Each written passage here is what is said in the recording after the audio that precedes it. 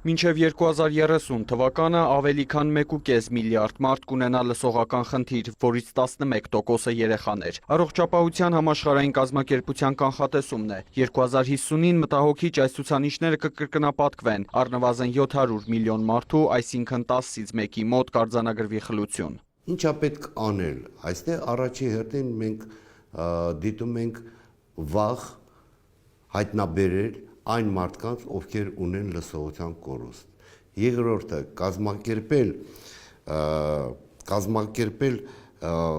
կանխարգելիչ միջոցառումներ, որոնք են դրանք, այսինքն ականջի հիգիենան, ականջի խնամքը։ Լսողական խնդիրներ կարող են առաջանալ միջին եւ արտաքին ականջների հիվանդություններից, սխալ խնամքի, արտաքին ազդակների պատճառով։ Ապացուցված է, որ խլության դեպքերի մոտ 80%-ը պայմանավորված է լսողական նյարդի վնասմամբ, որը կարող է առաջանալ ինչպես մեծահասակների, այնպես էլ նորածինների մոտ։ Առաջինը, եթե հղիքինը հղիության ժամանակ վարակվում է սուր ինֆեկցիաներով,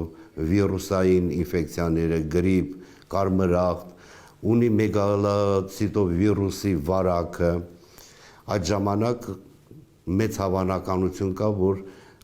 նորածին երեխաները կունենան լսողության խնդիրներ։ Ռիսկի խմբում գտնվող նորածինների համար մեր երկրում գործում է սկրինինգային ծրագիր, որը թույլ է տալիս վաղ հայտնաբերել հիվանդությունը։ Խնդրի միակ լուծումը լսողական սարքի տեղադրումն է։ Բոլոր նորածիններին, որոնք ռիսկային խմբի մեջ են, մենք կատարում ենք աուդիոլոգիական սկրինինգ եւ հայտնաբերում ենք։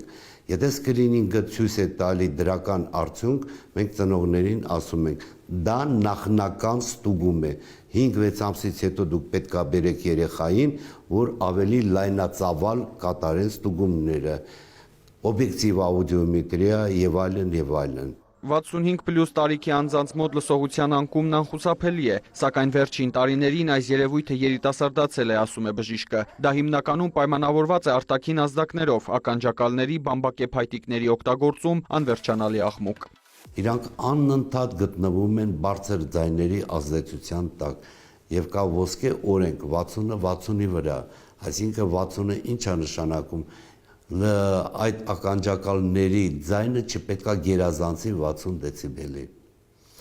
եւ 60 րոպե պետք է իրանք հանգստանան մի ժամվա ընթացքում, այսինքն մի ժամ, որովհետեւ դա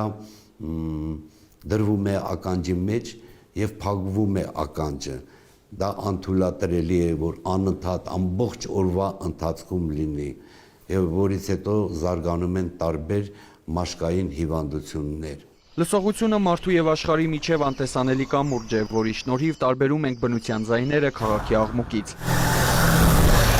Ուստի մեզ հաճելի ձայները երկար վայելելու համար պետք է հետևել ականջների հիգիենային, պահպանել լսողության խնամքի կանոնները եւ տարեկան 1 անգամ անցնել կանխարգելիչ հետազոտություն։ Արամ Մարանդյան, Ժիրայր Հաբետյան, լուրեր։